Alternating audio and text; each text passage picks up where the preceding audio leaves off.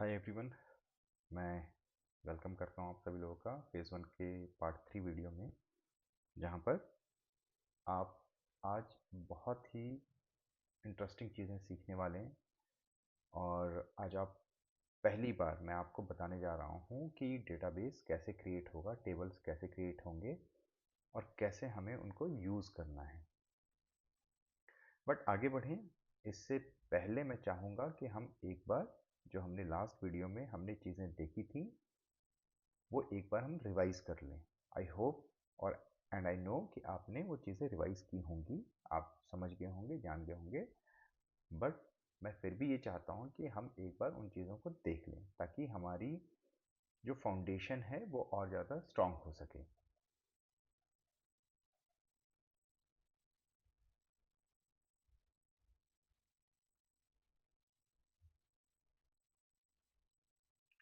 सो चलिए शुरू करते हैं फेज़ 1 का पार्ट 3। तो यहाँ पर सबसे पहले हम कंस्ट्रेंट्स की बात करेंगे। कंस्ट्रेंट्स क्या है? एक रूल है जो कि टेबल्स पे अप्लाई होता है और खासकर टेबल्स के जो कॉलम्स होते हैं उस पर अप्लाई होता है। अगर हम प्रिसाइजली बात करें तो टेबल में जो कॉलम्स होते हैं उसके ऊपर अप्लाई होता है। क्यों अप्लाई होता है? ताकि हम केवल वैलिड और एक्यूरेट डेटा जो है वही डेटाबेस में स्टोर कर सकें। और अगर ऐसा नहीं होगा तो क्या दिक्कतें हो सकती हैं? ये स्टोरेज को वेस्ट करेगा, रॉन्ग रिजल्ट्स देगा और क्वेरीज जो है हमारी वो स्लो हो जाएंगी। इसके अलावा अगर मैं बात करूं कंस्ट्रेंट्स हमें किस चीज़ में हेल्प करता है, उसका बेनिफिट क्या है। अगर मैं कुछ रूल्स बनाता हूं तो ऑब्वियसली उसका कोई ना कोई बेनिफिट तो होना चाहिए। तो उसका बेनिफिट क्या है? पहली चीज़, ये डेटा की एक्यूरेसी को मेंटेन करके रखता है। जैसे मैंने लास्ट टाइम भी आपको बताया था कि हम अगर किसी बैंक में जाते हैं और बैंक का अगर हम फॉर्म फिल कर रहे हैं बैंक अकाउंट खुलवाने के लिए, तो वहाँ पर बैंकर आपसे पूछता है या आपको एक फॉर्म देता है जहाँ पर नाम होता है, वहाँ पर आप एज नहीं लिख के आ सकते। और जहाँ पर अगर आपका यू नो घर का एड्रेस पूछा हुआ है वहाँ पर आप अपना नाम नहीं लिख सकते। आप अपने स्कूल में रोल नंबर की जगह आप अपना नाम नहीं लिख सकते और नाम की जगह आप अपने पेरेंट्स का नाम नहीं लिख सकते। तो ये बहुत सारी चीज़ें हैं, इसीलिए कंस्ट्रेंट बनाया गया है, रूल्स बनाए गए हैं ताकि डेटा की जो एक्यूरेसी रहे वो मेंटेन रहे। इनवैलिड डेटा को प्रिवेंट करता है। डेटा जो कि सही नहीं है, इनवैलिड है, उसको डेटाबेस में आने से रोकता है। Maintain relationship between tables. आप जानते हैं कि फॉरेन की और प्राइमरी की दो चीज़ें हैं जिसके बेस पे डेटाबेस में आपस में रिलेशंस बनते हैं। उस रिलेशनशिप को बनाए रखने में कंस्ट्रेंट्स जो हैं वो बहुत मददगार होते हैं, बहुत हेल्पफुल होते हैं। और डेटा की कंसिस्टेंसी, यानी डेटा का सिर्फ एक्यूरेट होना ही ज़रूरी नहीं है, डेटा की कंसिस्टेंसी भी बहुत ज़्यादा ज़रूरी है। अब मैं बात करूँगा डेसिमल और फ्लोट की। ये बहुत इंपॉर्टेंट कॉन्सेप्ट्स मैं आपको रिवाइज करा रहा हूँ। तो अगर आपने पिछले वीडियो में या तो आपने अगर वीडियो नहीं देखी है या अगर आपने रिवाइज नहीं किया है तो ये एक मौका है आपके पास, जो मैं आपको बता रहा हूँ ध्यान से सुन लीजिए और आपका रिवीजन हो जाएगा। अगर मैं डेसिमल की बात करूँ, डेसिमल हम वहाँ पर यूज़ करते हैं जहाँ पर हमें एग्जैक्ट नंबर चाहिए। ओके, जैसे कि सैलरी, जैसे कि बैंक बैलेंस। ये दोनों डेसिमल और फ्लोट हैं, दोनों डेसिमल वैल्यूज़ ही स्टोर करने के लिए हैं, बट इन दोनों में डिफरेंस है। तो जैसे मैंने आपको बताया, डेसिमल हम वहाँ यूज़ करते हैं जहाँ हमें फिक्स्ड वैल्यू चाहिए, प्रिसीजन में चाहिए वैल्यू, एग्जैक्ट वैल्यू चाहिए, वहाँ पर हम डेसिमल यूज़ करते हैं।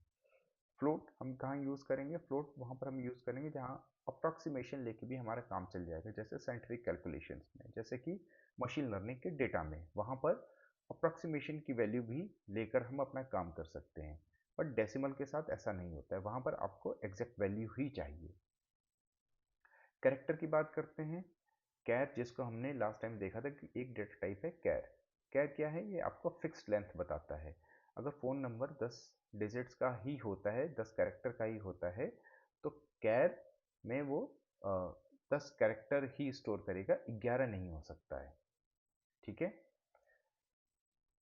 Fixed length always stores fixed character, for example phone number char means every phone number will be of 10 characters, यानी हर फ़ोन नंबर जो है वो 10 कैरेक्टर्स का ही होगा। वेर कैर की हम बात करते हैं। वेर कैर जो लेंथ है वो वेरी करता है, और अगर आप देखें तो यहाँ पर जो मैं लिमिट दूंगा, ये जो 100 लिखा हुआ है स्टूडेंट नेम वेर कैर 100, इसका मतलब क्या है कि किसी भी स्टूडेंट का नाम 100 कैरेक्टर से ज़्यादा का नहीं हो सकता, यानी मैक्सिमम लेंथ जो होगी वो 100 कैरेक्टर ही हो सकती है, उससे ज़्यादा नहीं हो सकती है। बात करते हैं टेक्स्ट की। टेक्स्ट जो होता है ये अनप्रिडिक्टेबल होता है। जैसे कहाँ पर ये यूज़ किया जाता है, जहाँ पर आपको फीडबैक्स लेने हो, जहाँ पे आपको रिमार्क्स लेने हो, जहाँ पर आपको काइंड ऑफ पैराग्राफ या लेंदी टेक्स्ट आपको या लाइंस चाहिए आपको, वहाँ पर आप टेक्स्ट का यूज़ करते हैं। कैसे करते हैं, जब हम आगे प्रैक्टिस करेंगे तो वहाँ पर ये सारी चीज़ें देखेंगे। अब हम बात करते हैं प्राइमरी की। प्राइमरी की जैसे हमने लास्ट टाइम डिस्कशन किया था कि primary key is a column और combination of columns that uniquely identifies every row in the table. Okay, आप फॉर एग्जांपल आपका रोल नंबर, जो आपका रोल नंबर होगा वो किसी क्लास में किसी और बच्चे का नहीं होगा, ठीक है, दैट इज़ अ प्राइमरी की। जो आपका अकाउंट नंबर होगा वो किसी और का अकाउंट नंबर नहीं होगा, उस बैंक में किसी और का अकाउंट नंबर नहीं होगा। अगर आपका जो आधार नंबर है या पैन कार्ड नंबर है वो किसी और का नहीं होगा, that is primary key. Okay, तो प्राइमरी की के मेजर दो कैरेक्टर्स हैं। One, it should not be null, यानी नल नहीं होना चाहिए, और ये यूनिक होना चाहिए, ठीक है। इंडेक्स भी यहाँ पर मैंने लिखा है, लेकिन इंडेक्स को अभी आप सिर्फ इतना समझ लीजिए कि इंडेक्स एक स्पेशल डेटा टाइप है जो कि डेटा को फास्टर सर्च करने में हेल्प करता है। ओके, नॉट नल अलाउड नहीं है, डुप्लीकेट्स अलाउड नहीं है, और ये दोनों कैरेक्टर मिलके प्राइमरी की बनाते हैं। अब हम एक बहुत इंपॉर्टेंट चीज़ देखने जा रहे हैं, नल। नल क्या है? नल को लोग जनरली, जो नए बच्चे हैं वो इसको ज़ीरो समझ लेते हैं या एम्प्टी समझ लेते हैं, लेकिन नल जो है ना तो वो ज़ीरो है, ना तो वो एम्प्टी स्ट्रिंग है, ना तो वो ब्लैंक स्पेस है, वो कुछ नहीं है। वो क्या है? नल का मतलब है कि वैल्यू इज अननोन। अब आते हैं आज के मेन टॉपिक पे, जहाँ पर आज हम बात करेंगे डेटाबेस को क्रिएट करने की। तो आज हम सिर्फ डेटाबेस नहीं क्रिएट करेंगे, आज हम टेबल्स भी करेंगे, और साथ में मैं आपको 3 क्वेश्चंस कराऊंगा जिससे कि आप समझ पाएँ कि एक्चुअल में डेटाबेस और टेबल्स प्रैक्टिकली क्रिएट कैसे होते हैं। उससे पहले ये जो बेसिक यू नो एक छोटी सी थ्योरी है वो मैं आपके सामने रखना चाहता हूँ। आप इसको पढ़ लें, समझ लें, और उसके बाद फिर हम प्रैक्टिकल चीज़ों के ऊपर चलते हैं। अब क्रिएट क्या है? क्रिएट, जैसे मैंने आपको अपने फर्स्ट वीडियो में बताया था जहाँ पर हमने बेसिक्स की बात की थी, वहाँ पर हमने बात की थी एसक्यूएल सब लैंग्वेज की, सीक्वल सब लैंग्वेजेस की बात की थी, वहाँ पर हमने बात की थी डीडीएल की, डेटा डेफिनेशन लैंग्वेज। सो डेटा डेफिनेशन लैंग्वेज में हमने बात की थी क्रिएट कमांड की। क्रिएट कमांड क्या करता है? ये दो चीज़ें स्क्रैच से, यानी बिल्कुल बेसिक से बनाता है। One is database and second one is table. दोनों चीज़ों को बनाने के लिए हम क्रिएट का इस्तेमाल करते हैं। कैसे? चलिए आइए देखते हैं। चलिए अब हम आगे हैं अपने वर्क बेंच पे, और यहाँ पर आज हम क्रिएट करेंगे अपना पहला डेटाबेस। सो मैंने क्या बोला था कि आप यूज़ करते हैं क्रिएट कमांड। अब क्रिएट के साथ आपको क्रिएट का क्या क्या करना है?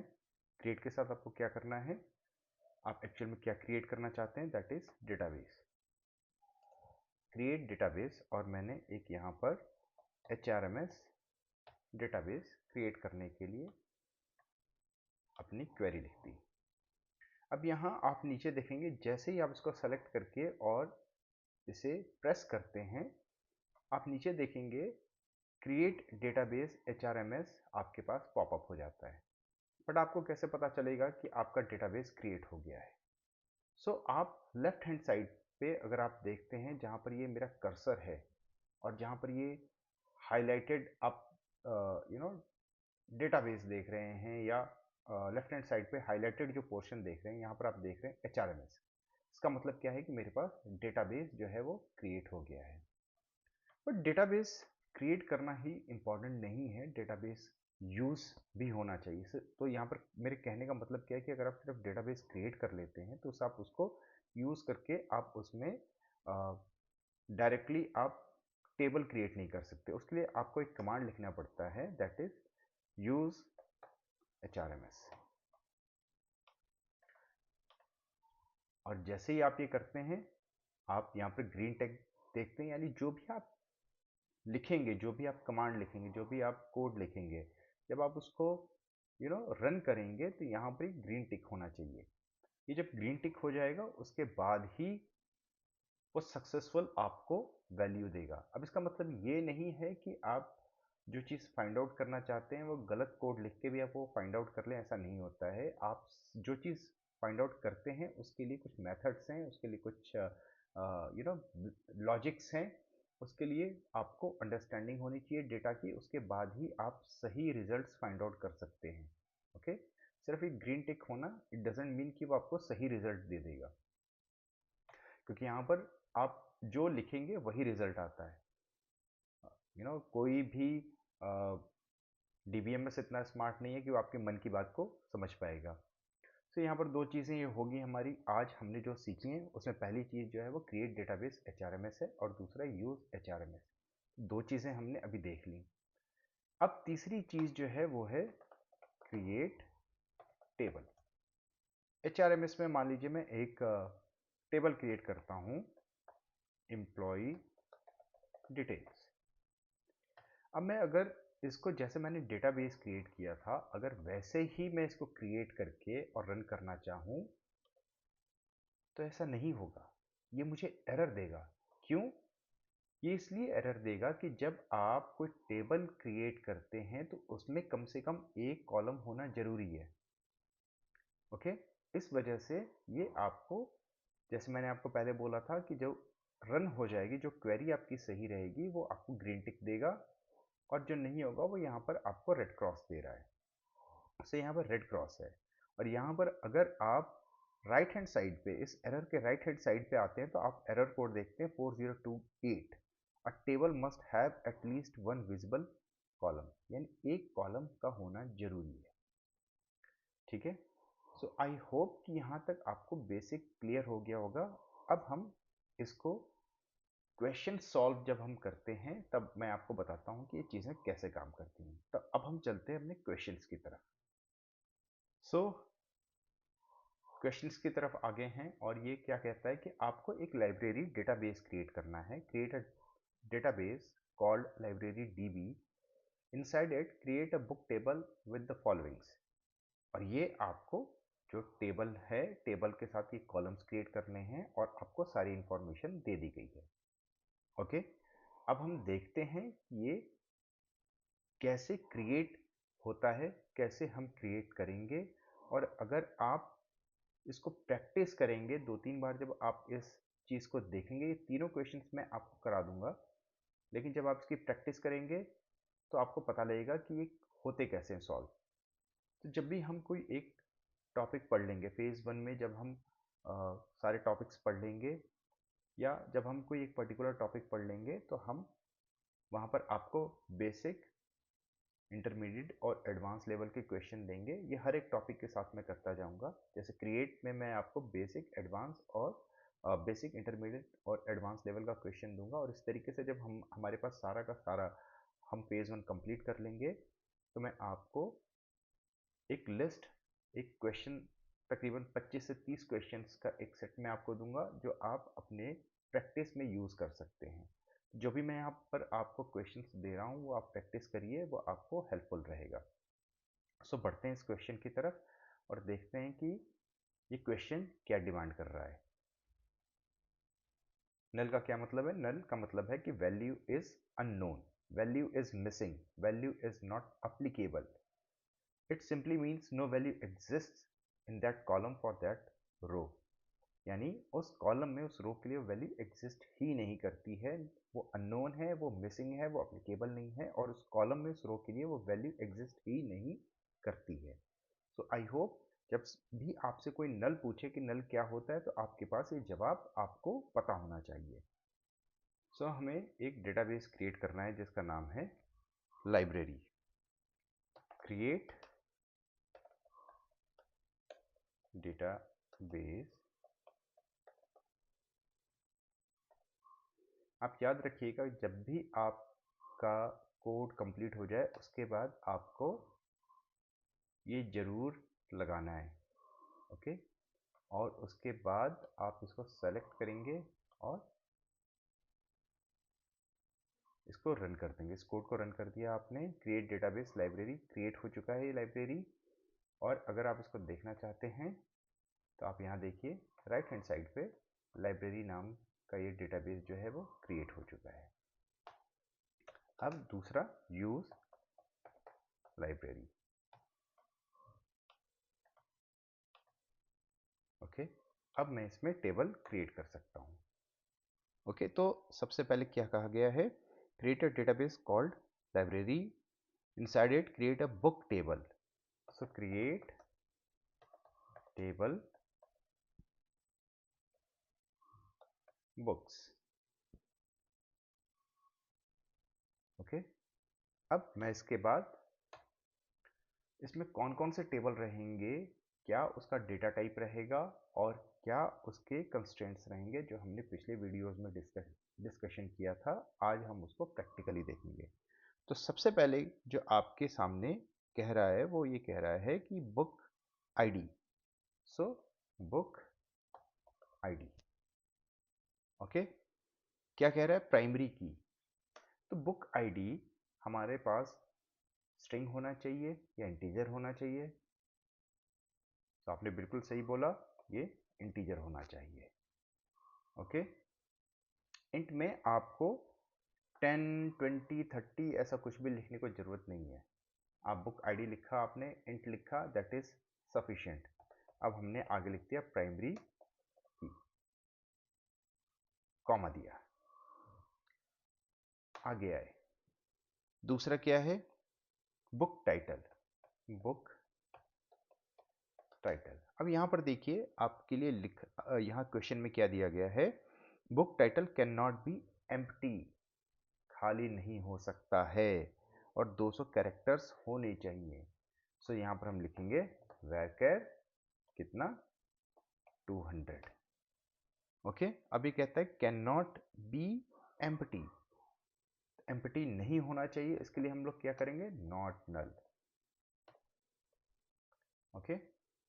तीसरा क्या कहता है, ऑथर नेम, ऑथर नेम वैरकर, यहां पर भी 100 कैरेक्टर्स इसने बोला है, मैक्स 100 कैरेक्टर्स। अब यहाँ पर कुछ भी नहीं बोला गया है कि ये नॉट नल होना चाहिए या नहीं होना चाहिए, तो हम यहाँ पर कोई भी अपने तरफ से कोई चीज़ नहीं डालेंगे, ठीक है। Author name max 100 characters, okay. अब आता है ISBN नंबर्स।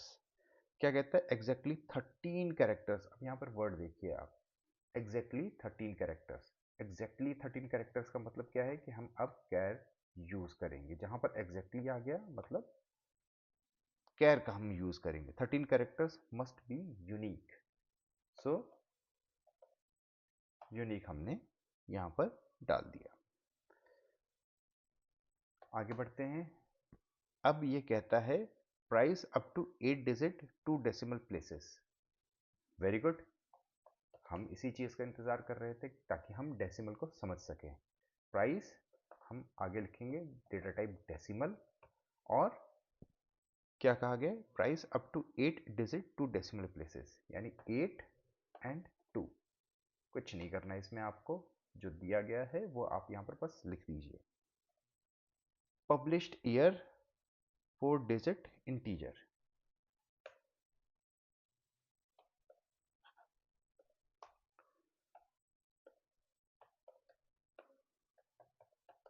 Published year. अब ये क्या कहा है यहाँ पर, पब्लिश्ड ईयर 4 डिजिट इंटीजर, यहाँ पर ईयर नहीं कहा है इसने, तो यहाँ पर हम ले लेंगे इंट, ठीक है।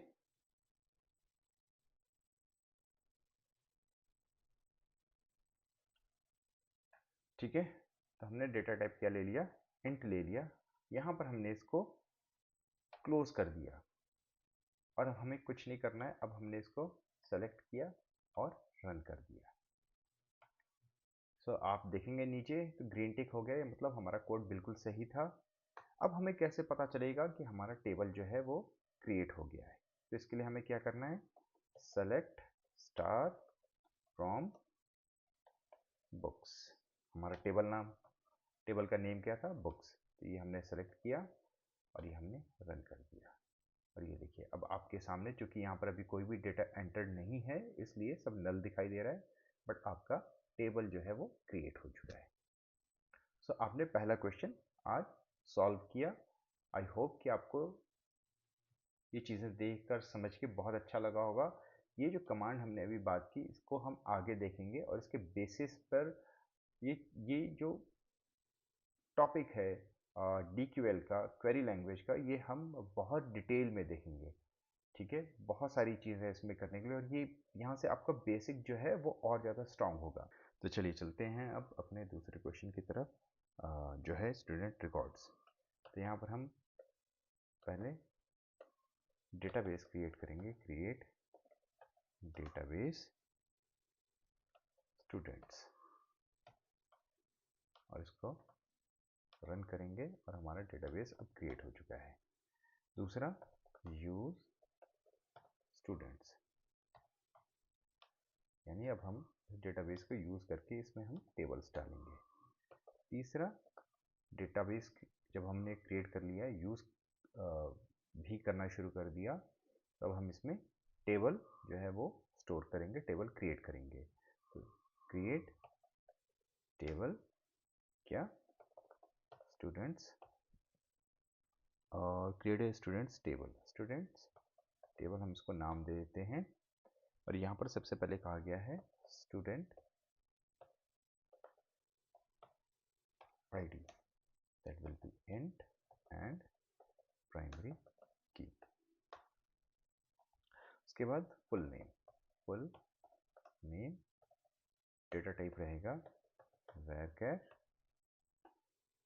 100, और उसके आगे क्या कहता है, इस मैंडेटरी का मतलब ये है कि अब ये एम्प्टी नहीं हो सकता है, ये कॉलम एम्प्टी नहीं रहेगा, इसमें कोई भी रो जो रहेगी वो खाली नहीं हो सकती। तो इसलिए हम यहाँ पर इसको डाल देंगे नॉट नल। कंस्ट्रेंट जो हमने दे दिया वो नॉट नल का दे दिया। इसके बाद क्या आता है, ईमेल भी varchar कितना 150, और ये कहता है आपको यूनिक एंड नॉट नल, तो नॉट नल, एंड इसके बाद हम लिख देंगे यूनिक। और लास्ट में हमारे पास आता है जेंडर, इसको भी हमने यहाँ लिख दिया। और यहाँ पर एक बहुत इंपॉर्टेंट चीज़ आती है, लाइन देखिए अब क्या लिखा हुआ है, gender can only be M, F और O, यानी 3 चीज़ों के अलावा कोई चौथी चीज़ नहीं हो सकती है। तो यहाँ पर हम लिखेंगे चेक। क्या चेक करना है, चेक ये करना है कि भाई जेंडर में इसके अलावा, इन 3 चीज़ों के अलावा कोई और डेटा या कैरेक्टर जो है, डेटा बेसिकली नॉट कैरेक्टर, कोई और डेटा ना एंटर हो। और ये हमने कर दिया इसको क्लोज।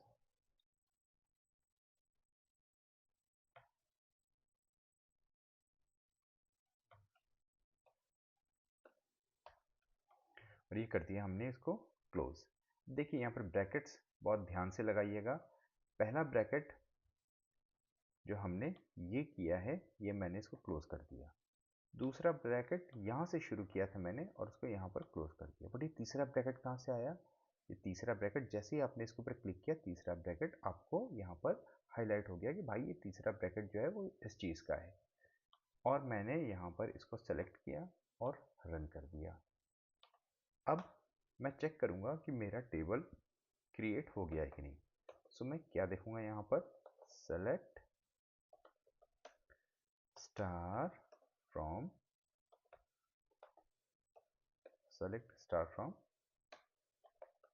Students table. जैसे जैसे मैं लिख रहा हूँ, जो जो चीज़ें मैं बार बार रिपीट कर रहा हूँ वो आपको करते रहना है। अच्छी आदत बनाएंगे, अच्छा कोड लिखना सीखेंगे। ओके, तो ये मेरा दूसरा क्वेश्चन हो गया कि मेरा डेटाबेस क्रिएट हो चुका है। यहाँ पर एक आपने देखा होगा enrolment date defaults to today's date, ये मैंने जानबूझ के छोड़ दिया है, जो मैं आपको अगले वीडियो में जो मैं आपके साथ डिस्कशन करूँगा उसमें कई चीज़ें रहेंगी डिस्कशन करने के लिए।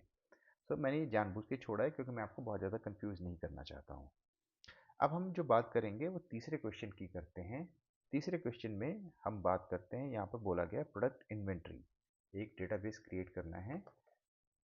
Product inventory, create database product inventory. Okay, ये मैंने क्रिएट कर दिया। अब क्या है जी, इसके बाद मैं इसको यूज करूंगा।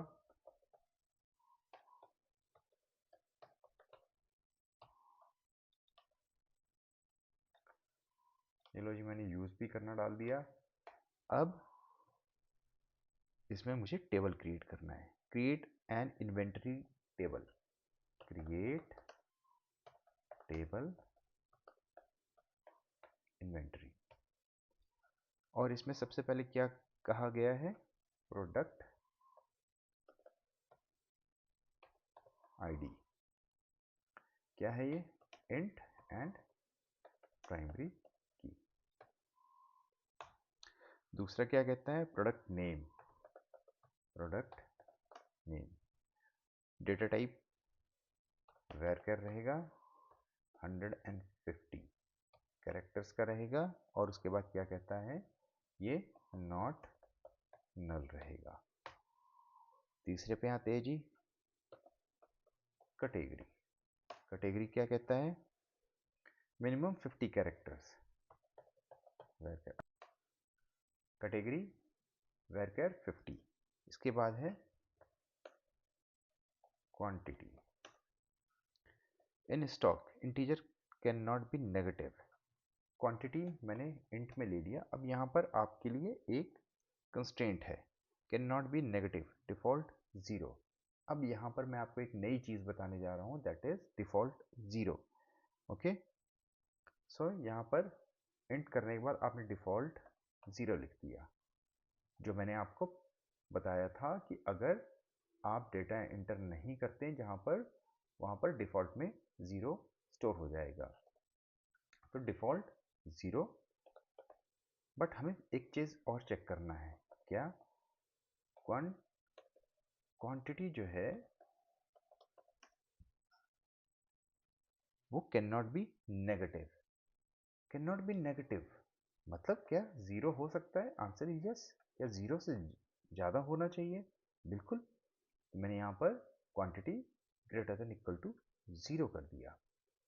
ओके, यूनिट प्राइस, तो यूनिट प्राइस। डेसिमल, अब डेसिमल में ये क्या कहता है, can not be null, must be 0। तो प्राइस, अब यहाँ पर प्राइस का कोई लिमिट नहीं दिया गया है, तो मैं अपनी तरफ से ले लेता हूँ 10 and 2। Okay, can not be null, must be greater than 0।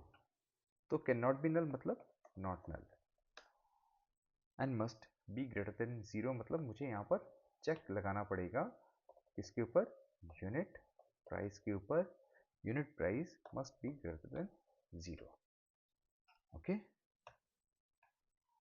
और मैंने यहाँ पर इसको क्लोज कर दिया। अब मैंने इसको सेलेक्ट किया और रन कर दिया। और फ्रॉम इन्वेंटरी, टेबल का नाम है इन्वेंटरी।